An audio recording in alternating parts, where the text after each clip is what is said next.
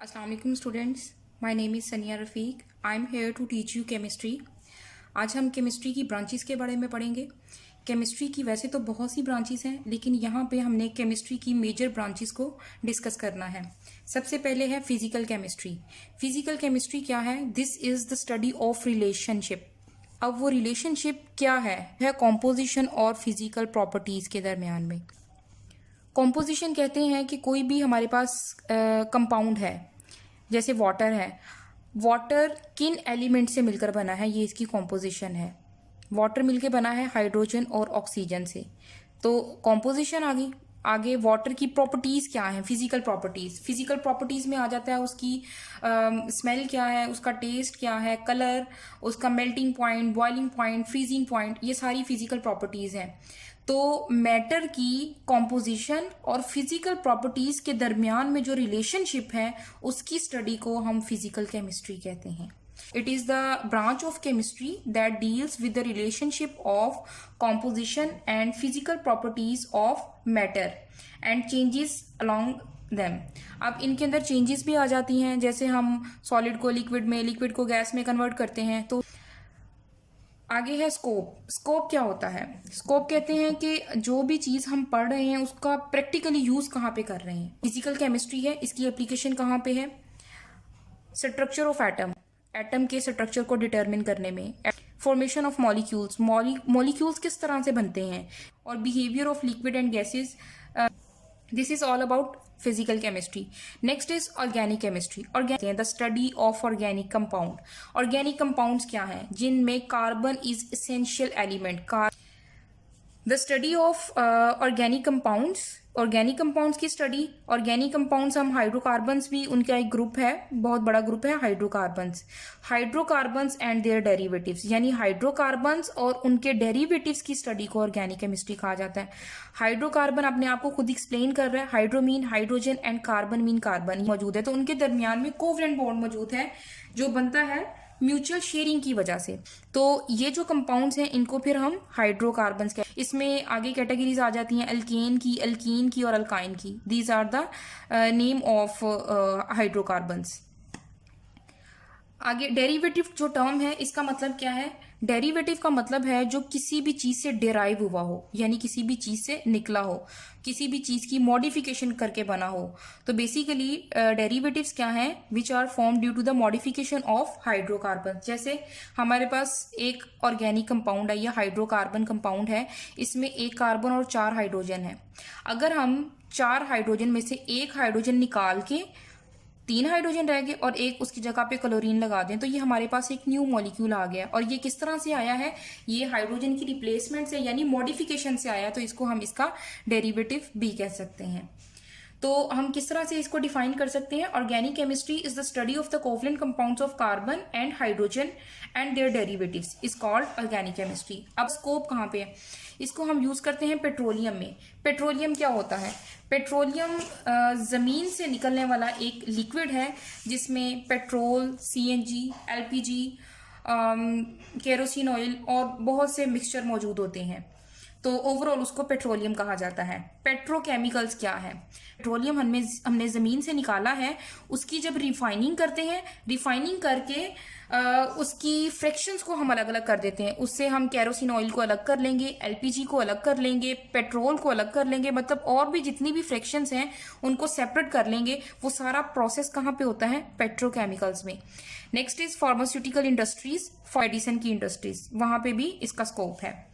Next branch is inorganic chemistry. Inorganic chemistry क्या है? Inorganic chemistry है the study of all elements and compounds except hydrocarbon. Inorganic में हमने hydrocarbons के अलावा बाकी तमाम एलिमेंट्स या कंपाउंड्स को स्टडी करना है, यानी हाइड्रोकार्बन या ऑर्गेनिक नहीं होने चाहिए वो। अब इनऑर्गेनिक केमिस्ट्री का स्कोप कहाँ पे? Cement, glass, metallurgy. मेटलर्जी क्या है? मेटलर्जी एक प्रोसेस है for the purification of metals. हमने अपनी डिजायर मेटल को सेपरेट करने के लिए जो प्रोसेस यूज करना है, उसको प्यूरिफाई करने के लिए, that is metal.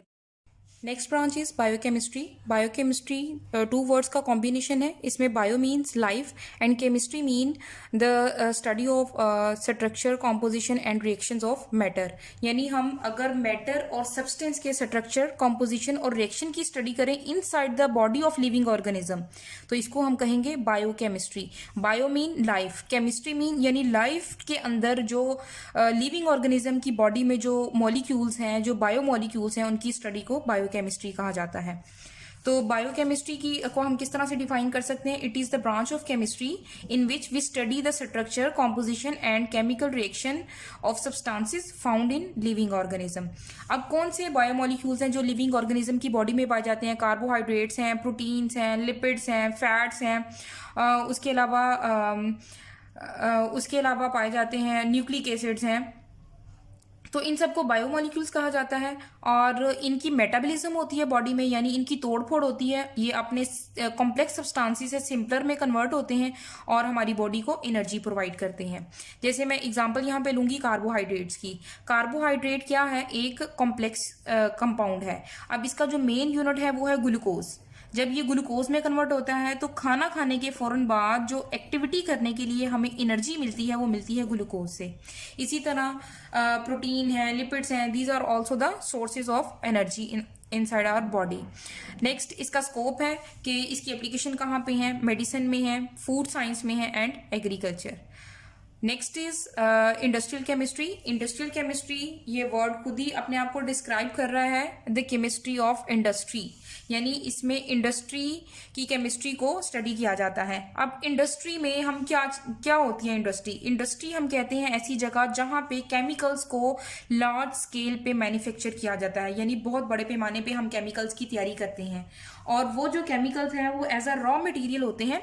Raw material कहते हैं बेसिक केमिकल्स को, जिनसे आगे मिलके दूसरे केमिकल्स बनते हों, उनको रॉ मटेरियल्स कहा जाता है।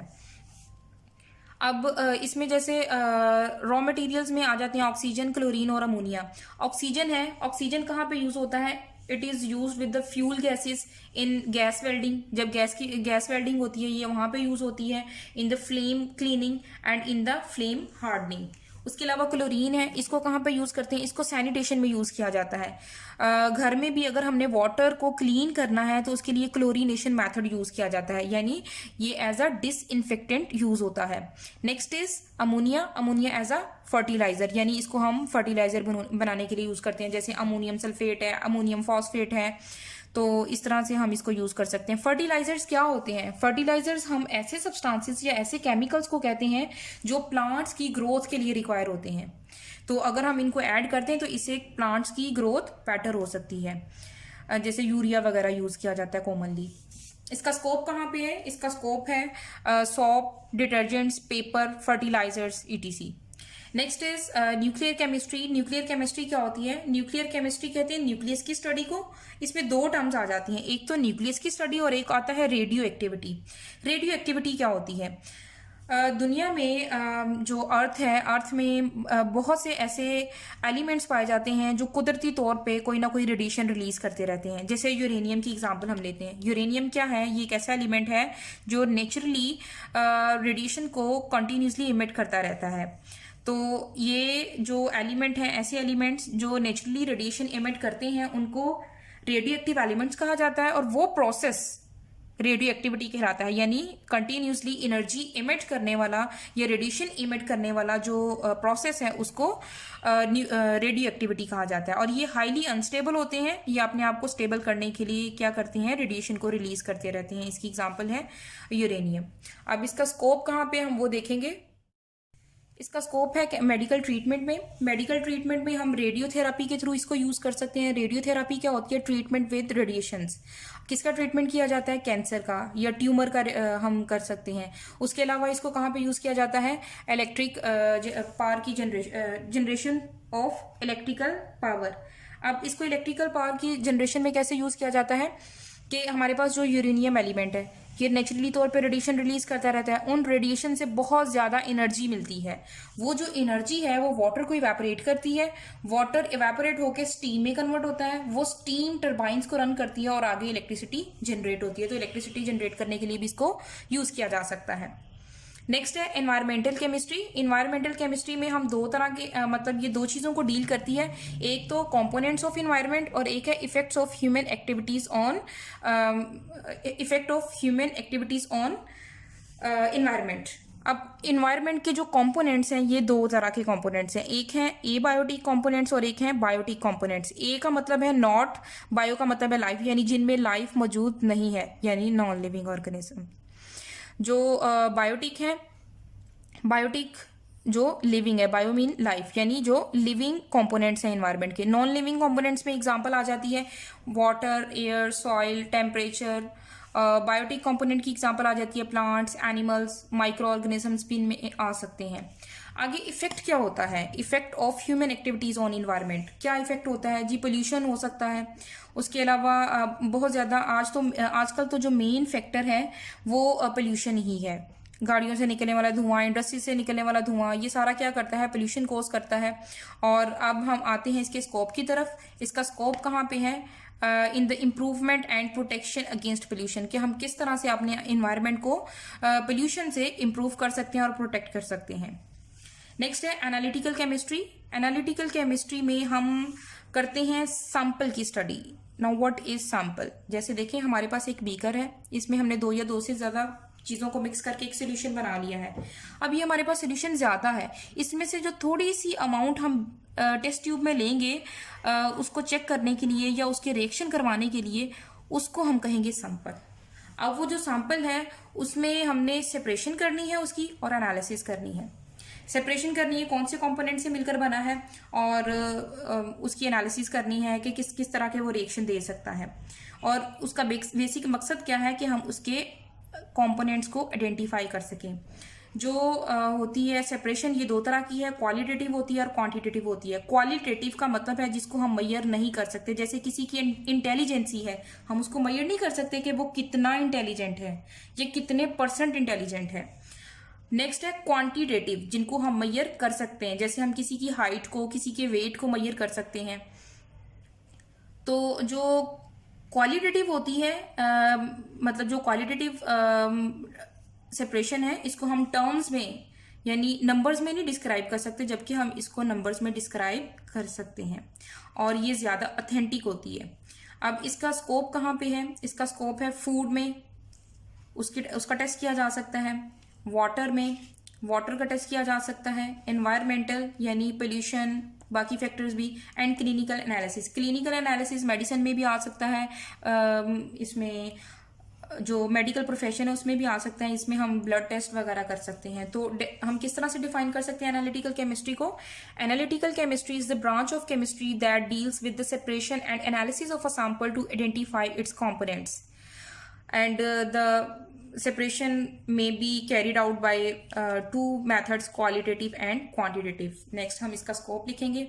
अगर आपने मेरा चैनल अभी तक सब्सक्राइब नहीं किया तो प्लीज़ उसको सब्सक्राइब करें ताकि मेरी मज़ीद आने वाली वीडियो से आप फ़ायदा उठा सकें। Thank you very much. अल्लाह हाफिज़।